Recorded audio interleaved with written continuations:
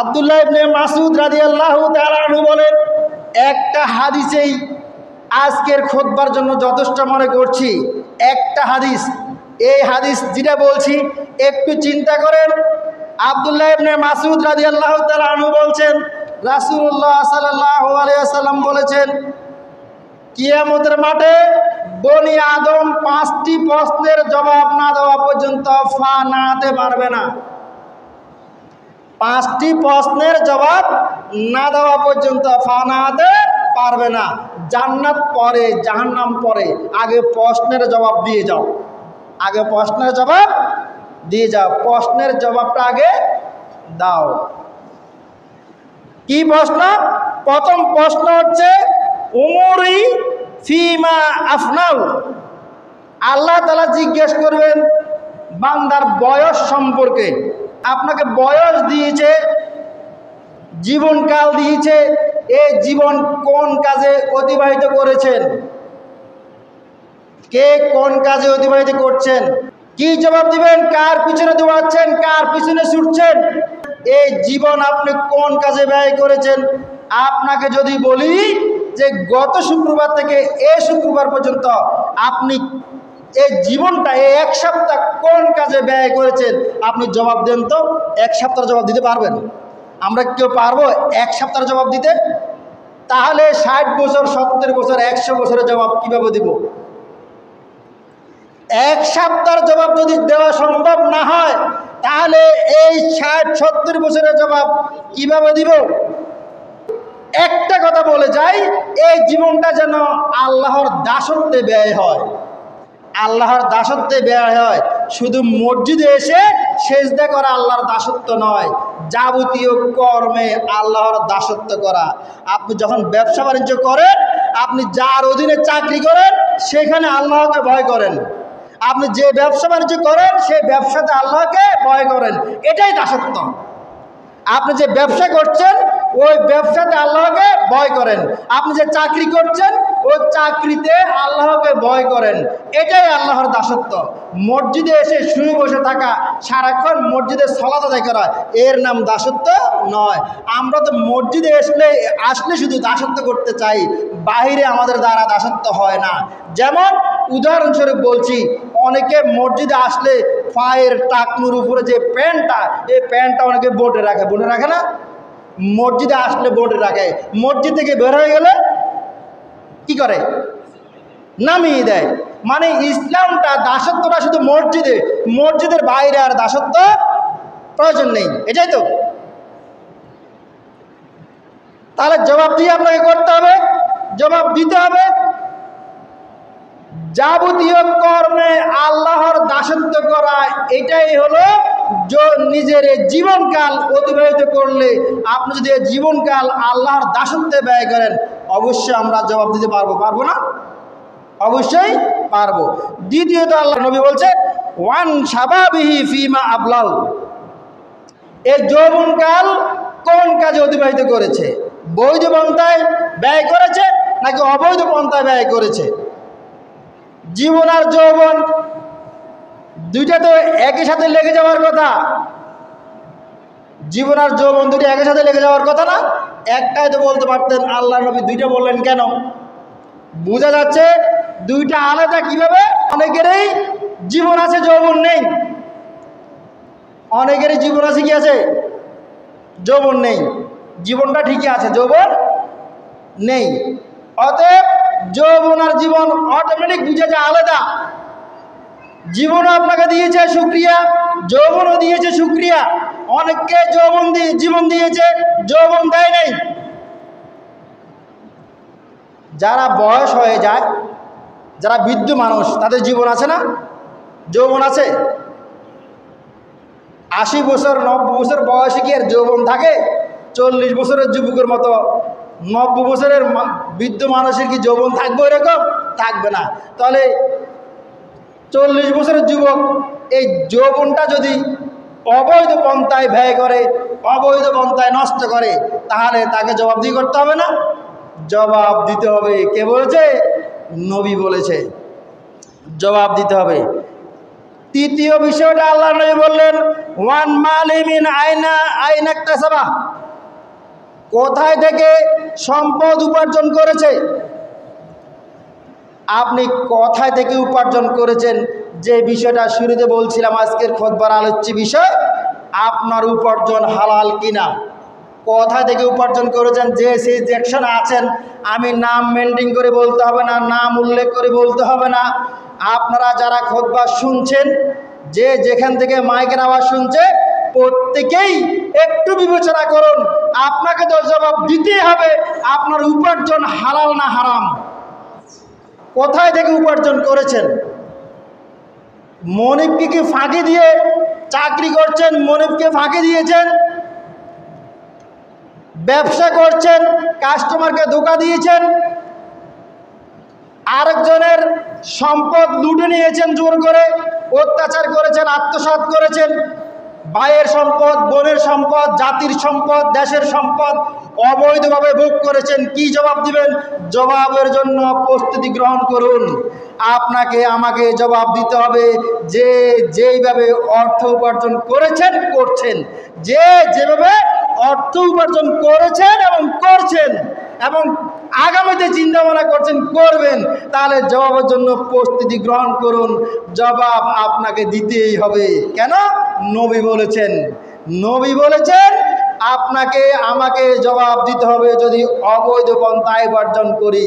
শুধু তাই নয়, এরপরে নবী বলেছেন ওয়াফিমা আনফাকা, এবং কোন পথে তা ব্যয় করেছেন, কোন পথে তা ব্যয় করেছেন, এটা কোথায় ব্যয় করছেন।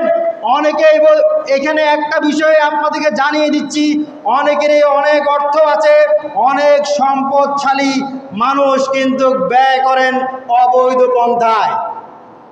এমনকি যেখানে কোরআন ও সহিহ হাদিসের আলোচনা হবে, সেখানে কোনো অর্থ দেয় না, অর্থ ব্যয় করে যেখানে গান বাজনা, নর্তকীরা নাচবে যেখানে, ওইখানে গান বাজনা আমোদ ফুর্তি হবে যেখানে, সেখানে অর্থ ব্যয় করে।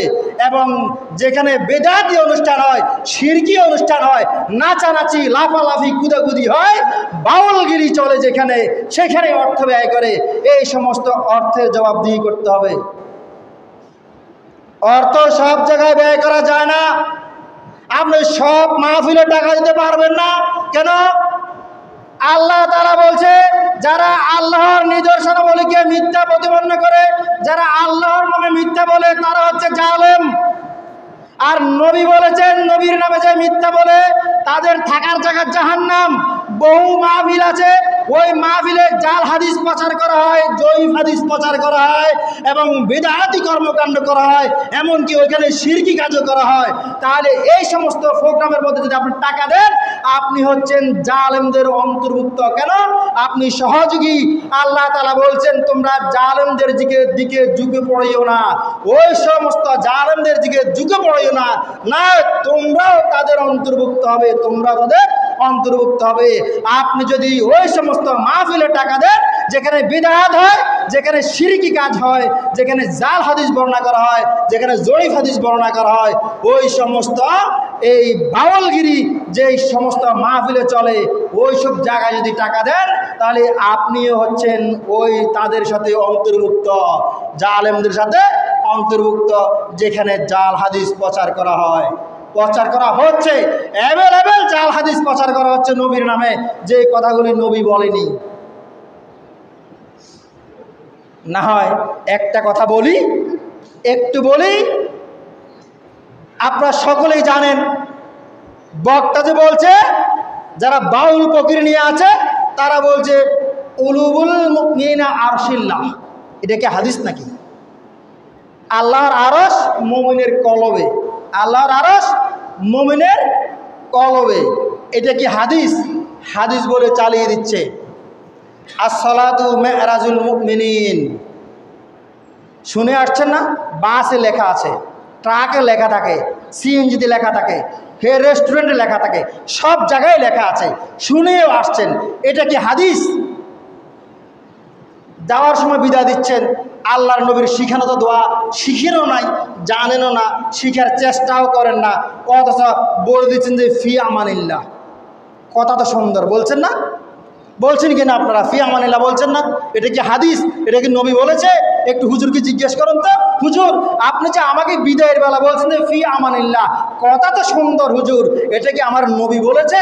আমার নবী যদি বলে থাকে তাহলে তো নেকি পাবো, নবী যদি বলে না থাকে তাহলে আপনি যে বলছেন এটা তো হুজুর জাল হাদিস। এটা কি হাদিস? জাল হাদিস বলছে না? অহরহ বলছে, বিভিন্ন জায়গা বলছে, এবং এটা বলছে কেরামান কাতিবিন, রোজ হাসরের দিন করেন যদি অভিযোগ, আমি বলবো বলবো ছিলাম খাজা বাবার লোক। আস্তাগফিরুল্লাহ। সে দিবে না এমন হাতুড়ি আল্লাহ তাআলা ফেরেশতার কাছে দিয়ে দিবে, যে হাতুড়ির নাম হচ্ছে হাম্বল। একটা হচ্ছে মিত্রাক, যারা মিস্ত্রি কাজ করে, ছোট হাতুড়ি বড় হাতুড়ি আছে, রাজমিস্ত্রির কাছে থাকে বড় হাতুড়ি, যারা ছাদ ভাঙে বড় হাতুড়ি আছে না, আর যারা কাঠ মিস্ত্রি জলি মারে এটা কি ছোট হাতুড়ি। কবরের মধ্যে যেটা দিয়ে আঘাত করা হবে ওটার নাম হাম্বল। বাড়ি দিলে মাথার মগজ 70 গজ দূরে চলে যাবে, আবার ঠিক হয়ে যাবে। এটা রিমান্ড। কবরের শাস্তি হচ্ছে রিমান্ড, বিচার কিন্তু এখনো হয় নাই। বিচার কিন্তু এখনো হয় নাই। পরকালের শাস্তি শুধু জাহান্নামে নয়, পরকালের শাস্তি কবর থেকে শুরু। আখিরাতের জীবন শুরু হলো কবর থেকে। আখিরাতের জীবন শুরু কথা থেকে?